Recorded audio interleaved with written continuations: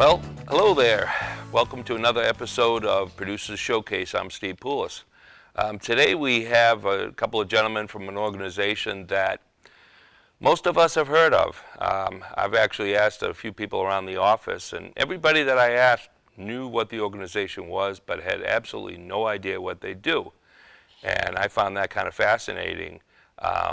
So I think you will too if you just hang around for a little while and watch. I'd like to introduce, now I have to look at my slip and I don't have it. It's Jonathan Bohm, and you're the Vice President of Education for Portsmouth Toastmasters. Yes, okay. That's right. And it's Tom Massiso. You know, I rehearsed this probably about 20 times and still didn't get it right. Vice President of Public Relations, and you're with the York County Toastmasters out of Kennebunk. That's right. Right? Yeah. Hey, thanks very much for joining us today. Welcome. And as you'll find during this show, I should be attending your organization because I need a lot of help speaking in public. And I guess that's kind of the key as to what you folks are all about. I agree. That's probably the one thing that people know about us is that we do provide help with public speaking. But we do a lot more, I think you would agree. We do. One of the things that we stress is leadership. And I don't think that we're necessarily talking about people being presidents or CEOs of corporations, but people in their careers especially, and as well as in the community, do need to exhibit leadership qualities. And a lot of that comes just through our programs of running our meetings. It takes about 14 or 15 people actually to run a meeting fully. There's that many roles in it as well as the speakers. So it gives everybody a chance to be a leader, and of course a good leader has to be able to communicate effectively. Hence the public speaking part of it is the main part. Well, I was joking around earlier with Tom and we were talking about it, and I said, you know, no one knew what it was really, but there isn't one person that hadn't heard of it, which I guess is good. And I jokingly said, oh, they teach people how to toast at weddings. And then I was informed, well, that can be part of it, which is kind of interesting. I guess that's speaking in public, and it's one of those moments in life that can be nerve-wracking just on its own. It can be. And then to actually stand up there and speak. So, you know, when you talk about leadership, obviously being able to speak and communicate your ideas effectively and everything is a huge component of it. But how does, and I know you mentioned it takes 14 people, I guess, to run a meeting, and that gives everyone roles. But is it is it sort of like when teaching somebody to swim, just push them in the water? I mean, is that sort of it? Or is it a process? I believe it is a process.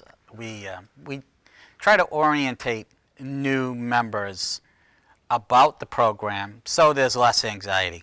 Okay. Outside of the actual meeting, we'll have an orientation just to kind of give them some of the nuts and bolts of what Toastmasters is. We let them know that there are people who like to jump right in and start playing major roles in a meeting, but then there's also the opportunity to go at your own pace, kind of tip your toes in the ocean, so to speak.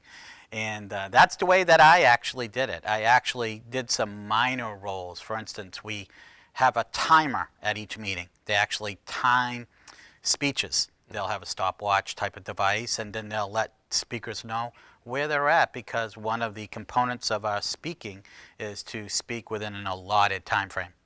So the timer is a great way to kind of get your toe in the water a little bit. And there's some other roles similar to that where you don't have to get up and speak until you feel ready. That's awesome. Now, I mean, right away I said, I thought about that as you just were mentioning that segment. You know, I definitely have to come to your organization because I need to know how to give my acceptance speech for my Emmy and, you know, in that allotted time. And right. Apparently, I think there are a lot of other folks out there that need to. Or you hear the music. Yeah, right? Exactly. And not listen. But no, that's great. I mean, it's amazing that, you know, you don't even.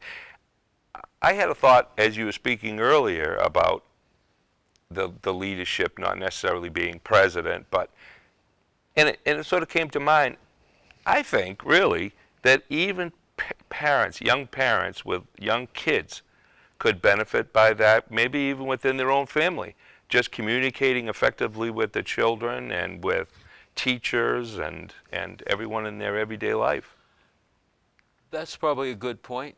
I hadn't actually thought of the parenting aspect of it, but certainly there's a lot of communication between spouses, between partners, whatever, and of course there's the on-the-job stuff. And it may not even be on the job, it's just how effectively you communicate with somebody you have to speak with for something you want, something you have to say no or yes to, and so we deal a lot with that. I'd like to just go back a little bit to that question of jumping in. You're encouraged to move at your own pace, but we also do have a mentor program so that everybody who comes into the club has somebody with a little more or a lot more experience right there to help them, make it a little less intimidating, and maybe that person can nudge them a little bit and say, oh, don't you think it's time to give your first speech? And if the person says, of course, no, I'm not ready at all, that's their choice. But it's a very interactive, symbiotic type of thing where everybody's kind of trying to help everybody, because nobody's a professional at this. We've all started out down at zero. Well, that's great to know, and actually, of course, you don't look at yourself as being professional, but I guess the rest of us out here and listening to you folks speak know that you know what you're doing, and most people say, and it's funny, but that's great to know that you don't really look at yourself that way, because that's probably less intimidating for new people coming on board. It's, you're all the same, and you were helped, and now you're helping, sort of like helping people up a ladder behind you, Right. I couldn't agree more, and it's a great organization because there are not paid instructors. We're all Toastmasters helping fellow Toastmasters. One of the key elements of our program is evaluations. How to constructively evaluate a speech without hurting the other person's feelings, but also, even more importantly, giving them valuable feedback that will help them. It's a tough thing to do, and I have teenagers, you were mentioning early in your own family. I can even communicate with my teenagers now. That is huge. That is really huge, because we all know that, it is true that, I guess, when you were talking, going back a little bit actually, and talking about effective communications and stuff, this could even be, as I mentioned earlier, like just something as simple as